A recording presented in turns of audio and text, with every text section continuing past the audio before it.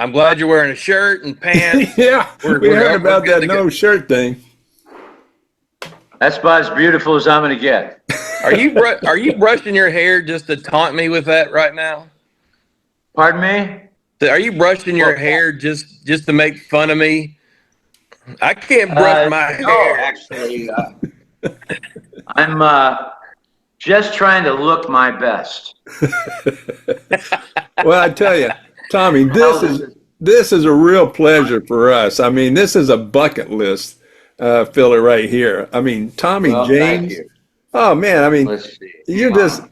yeah, no, I suck up really well, and but I mean, oh, putting his earbuds in.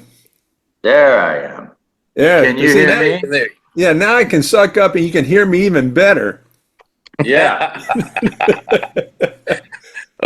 But Well, Tommy, I've man, been reading your book yeah. here. As Roy's saying, This Yeah. this Most of it's true. this book cracks me up. There's a lot of it, and it just cracks me up, especially the You thing you said. probably know a bunch of those people. Yeah, well, I don't know the gangsters, but the what you said about scales, that fish have scales but not guitars. That cracked me up. That's right.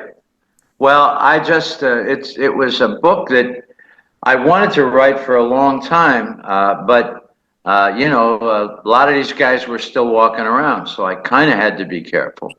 And I felt that after the last of the roulette regulars died, I felt like it was okay to go ahead and do it. Well, anyway, we'll talk about this, I guess, in the interview. Okay, and and for folks out there, this is Tommy James from Tommy James and the Shondells. What you just had gold record after gold record after gold record, but you started off very very young. I mean, you were like what in your teens when you had your first hit. That's true. I basically recorded Hanky Panky, my first record, back in my hometown of Niles, Michigan, back in 1964, 63. It was released in wow. 64 on a little regional label called Snap Records, and it was recorded in a radio studio with my cover band. My high school a group that played cover songs, and. I had heard the song a couple of weeks before, played by another group, and I saw what it did to the audience. And immediately, people went out on the dance floor, and they probably played it a half a dozen times over the night. And That's so I cool. said, we got to do that. I had just signed this little record deal, and I said, we got to do that song. And so we went in the studio. I forgot the words, which is hard to do because there's only six of them. There's not a lot of words in hanky Well, panky. not Come the on way now, I did it. Tommy. No, there were a few more. Actually, Jeff Berry and Ellie Greenwich wrote the song, and it was on the flip side of a record called That Boy John, and it was about John F. Kennedy. And when he was killed, the record That Boy John was taken off the market immediately, and so Oh wow. Hanky Panky went along with it. So it really was rare, and so finally, it was released locally in early '64, and did okay. I mean, we had no distribution, and it was so it kind of came and went. And then in '65, I graduated from high school, and I took my band on the road, and we played, through the Midwest doing, clubs and stuff. And in early '66, right in the middle of my 2 weeks, I'm playing this dumpy little bar in Janesville, Wisconsin. And the club owner gets shut down by the IRS for not paying his taxes. So Nice. we get sent home, but that's how the good Lord works. We went back feeling like real losers. But I walk in the house, and the next thing that happens, and I get a phone call from Pittsburgh that this crazy record, Hanky Panky, that I had done 2 years earlier, was suddenly sitting at number one. They Oh, bootlegged it. oh Oh And wow. wow. it was God bless the crooks, right? That's the story of my life. So at any rate, the song, they sold 80,000 of them. Oh Of the man, bootleg that's records. And so we had a #1 record, but only in the city of Pittsburgh. So they chased me down. I went to Pittsburgh and did some local TV and stuff and got a new manager and a new group. And a week later, we're in New York selling the master of Hanky Panky. And that's how we ended up with Roulette Records. That's a whole other story, but it's in the book. Because everybody wanted to sign you, and then all of a sudden nobody wanted to sign you. Right. We got a yes from Columbia, Epic, Atlantic, RCA, Kama Sutra, you know. But so I went to bed that night feeling great. Like we were, the last place we took the record to, by the way, was Roulette. That fateful day. And the next morning, I start getting calls about 10 o'clock in the morning from all the other labels that had said yes. And they said, Tom, listen, I'm afraid we got to pass. oh man. What do you mean we got to pass? I thought we had a deal. Oh. And Jerry Wexler up at Atlantic told me the truth, that Morris Levy, the head of Roulette Records, by the way, I was 19 at this moment. I had just turned 19. Wow. And Morris Levy had called all the other labels and scared them to death and backed them down. He So said, did you have any idea of "This his is my involvement? freaking artist." Pardon me? Did you have any idea about his involvement with the mob at this time? I'd heard stories, but you know, nothing really. I mean, I didn't. You know, I'm a hick from Niles, Michigan. What did I know about New York street guys? So anyway, we did sign with Roulette. Of course you did. You were afraid not to. You know, first offer I couldn't refuse, and anyway, they took it to #1 almost immediately, and in the country. You know, I can tell you, if I had signed with one of the other labels, one of the corporate labels, I can tell you right now that, you know, I would have been, especially with a record like Hanky Panky, I would have been turned over to an in-house A&R man, and that's probably the last anybody would have heard from us. At Roulette, they actually needed us. You also probably would have got a free horse's head in your bed. Well, I don't know about that, but I was, the point was that I would have never had the success, I don't believe, that we had at Roulette if I had gone with one of the other labels. And the reason is because the competition would have been unbelievable because they had so many other groups.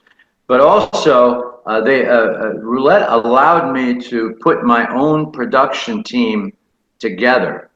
And, you know, we just kept having one hit after another on Roulette. And they knew how to sell singles. And I don't think that would have happened on any of the corporate labels because they were much too dignified and refined. And Hanky Panky would have been, you know, kind of come and gone. And we would have been lucky to have been a one-hit wonder. That's all. So now, obviously, was there any hesitation on any of the other band members, you know, to be in the, you know, in bed with this mobster at that time? Well, we didn't know anything about that. Gotcha. Okay. You know, we basically all we wanted was a hit record. We learned incrementally who we were involved with. We didn't know at first. And, you know, we'd meet somebody in Morris's office, and a week later we'd see him on TV being taken out of a warehouse in New Jersey in handcuffs.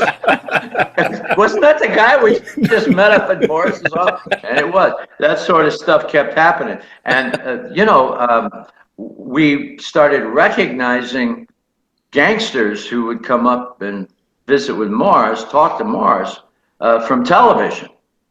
Oh my God. You know, we incrementally we learned who we were rubbing shoulders with, and they were quite literally front for the Genovese crime family in New York, Roulette, in addition to being a halfway decent record company, you know. So did they take Very wild. so did they take care of Strange. all your concerts and everything for you too? No, no, no, no.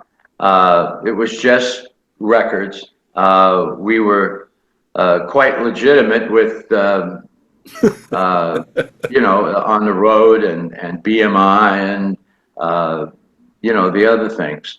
But mechanical royalties, you know, getting paid from Roulette was just not going to happen. Oh, You know, man. mechanical royalties. Crime doesn't pay, you know. So now you've had some major hits, of course. Think You're Alone Now, Mony Mony, and you've just kind of had inspiration come from different areas in your life. Like, what was the story from Mony Mony? Where did the title of that song come from?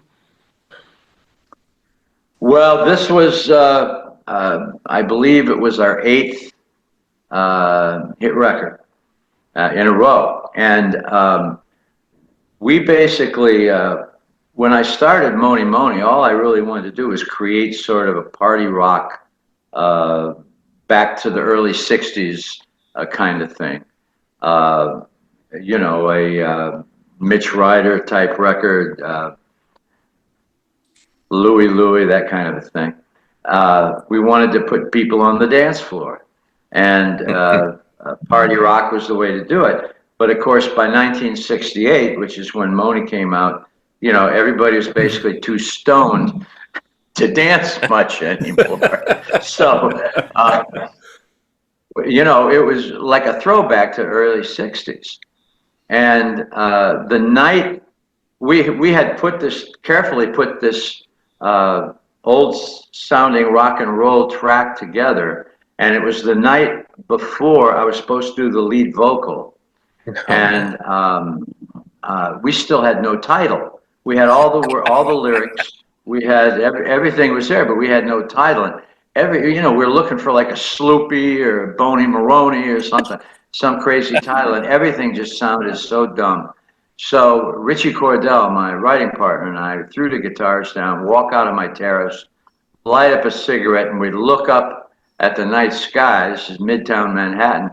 And the first thing our eyes fall on is the Mutual of New York Insurance Company, MONY. And it lit up with the $sign in the middle of the O and everything, and gave you the time and the weather. That's I had been looking at this thing for, you know, for years. And we just started laughing because Mony was the perfect title. I've often said if I'd been looking in the other direction, we might have called this thing Hotel Taft. I was desperate, maybe Equitable or something, MetLife. But Mony Right. was perfect. Right place, right True story. time. Yeah. Now when you know the concerts, like I mentioned before, and did you book them or did you have a booking agency? Oh, we have always had a great agency with us. Back then it was ABC. It was Associated Booking Corporation, and you know, over the years we've changed agents a few times, but we've been very lucky to have terrific bookers, Now, I think booking agents though, all my career. even though they were pretty good, I think there was one concert, if my memory serves me, that you missed out on. A little concert, I think in New York, somewhere like that. You know. Yeah. Well, what happened was this is 1969, the summer, and we're playing Hawaii. And so we're at this beautiful Oriental mansion right at the foot of Diamond Head, and it's just magnificent.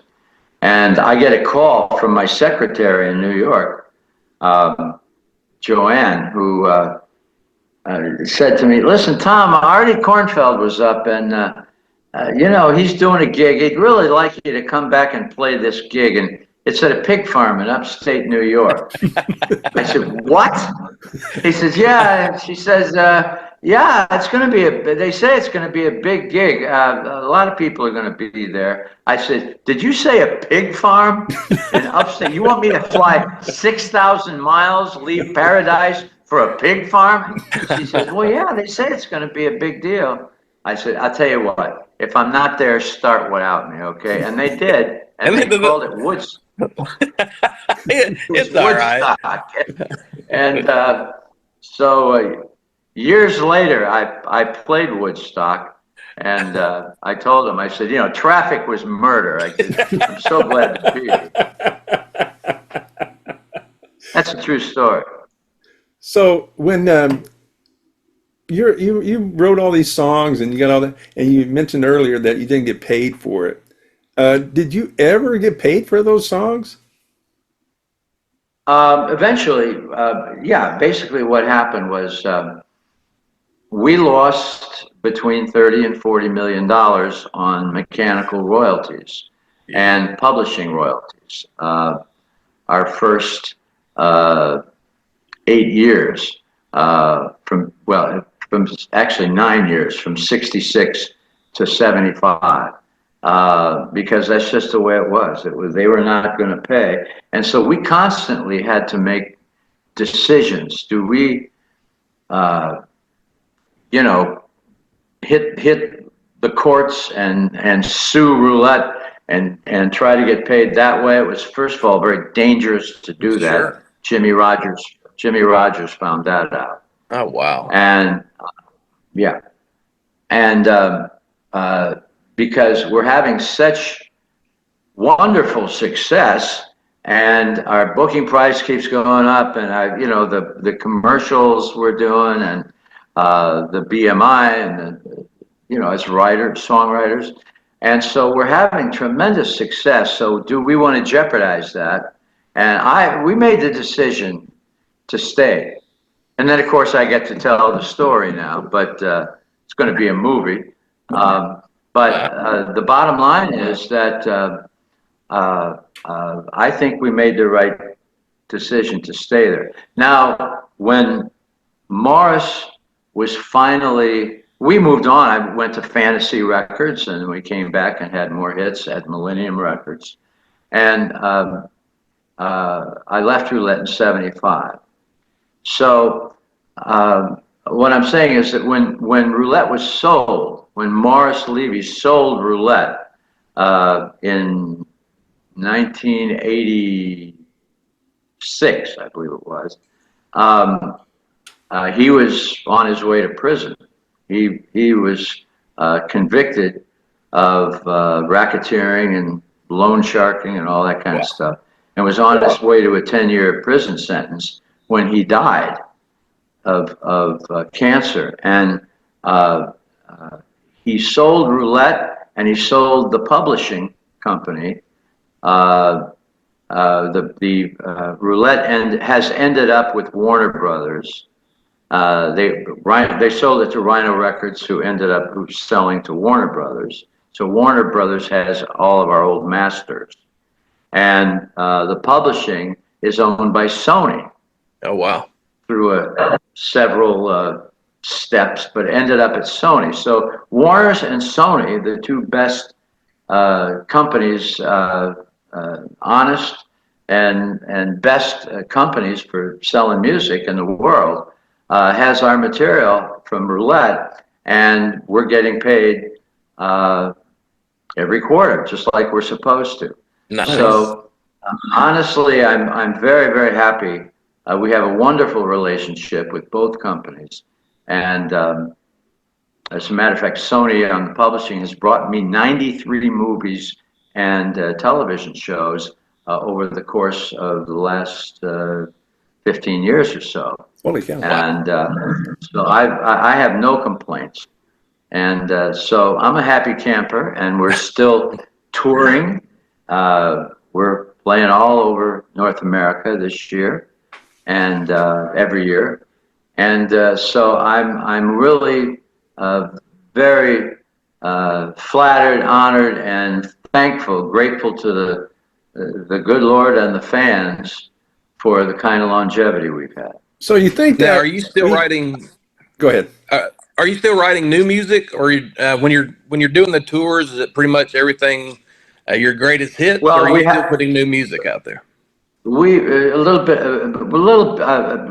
well, a lot of both. But Okay, cool. basically, we have our own record company now, so we're able to release new material and old material whenever we want to. And at the concerts, we're basically the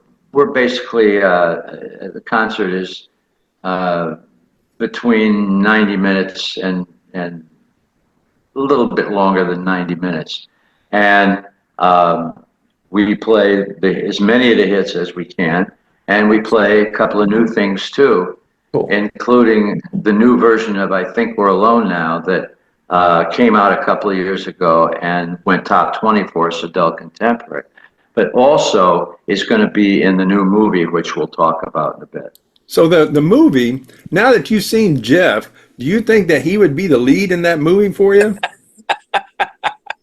I don't have the hair. Well, with a wig, that might work, well, the thing of it is, I'm the worst one to ask because,